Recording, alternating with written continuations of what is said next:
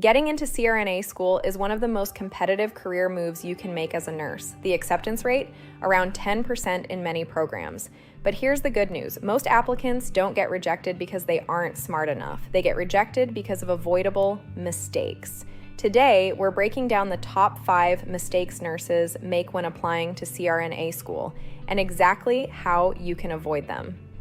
Welcome back to the channel. If you're new here, I'm a registered nurse helping you level up your career and pass your exams with confidence. If you're aiming for CRNA school, grab a notepad because the tips in this video could make the difference between an acceptance letter and a rejection email. Mistake number 1, not getting enough ICU experience. CRNA programs want applicants with strong critical care backgrounds, and most require at least 1 to 2 years of full-time, high-acuity ICU experience. The mistake? Some nurses apply after just a few months thinking they can explain it away in the interview, but admissions committees can tell when your experience is shallow. Avoid it. Choose a high-acuity unit like cardiovascular, neuro, or surgical ICU, where you manage ventilators, vasoactive drips, and critically unstable patients. Stay long enough to see complex cases from admission to discharge. Mistake number 2, weak GPA or science grades. Your overall GPA matters, but your science GPA is even more important.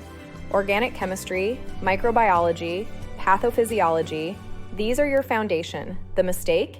Ignoring poor grades from earlier in your career and assuming they don't matter. Avoid it. If your GPA is below 3.4, retake key science courses to show improvement.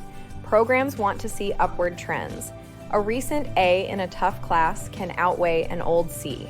Mistake number 3, poor GRE or CCRN. Preparation.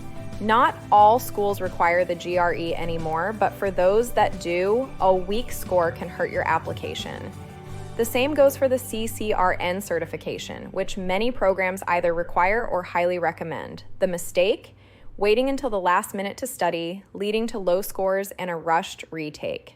Avoid it. Start GRE prep at least 3 months out and plan for the CCRN early in your ICU career.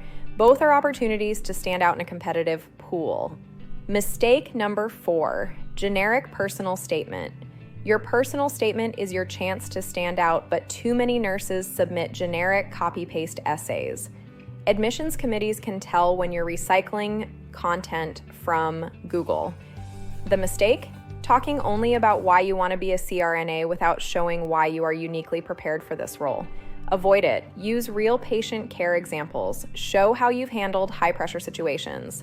Connect your ICU experience to your CRNA goals. Make the committee picture you in the OR. Mistake number 5, poor interview preparation. Even if your application is perfect, the interview can make or break you. The mistake? Walking into the panel unprepared for clinical, ethical, and personal questions. CRNA interviews can be intense. They want to see how you think under pressure. Avoid it.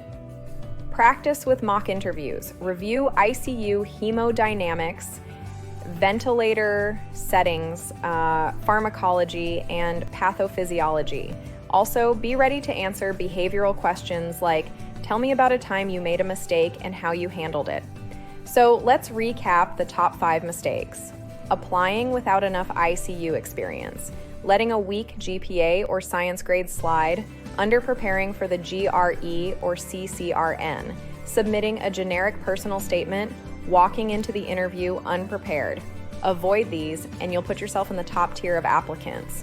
If this video helped you, give it a thumbs up and share it with a nurse friend who's aiming for CRNA school. Comment below with which of these mistakes you think is the biggest deal breaker.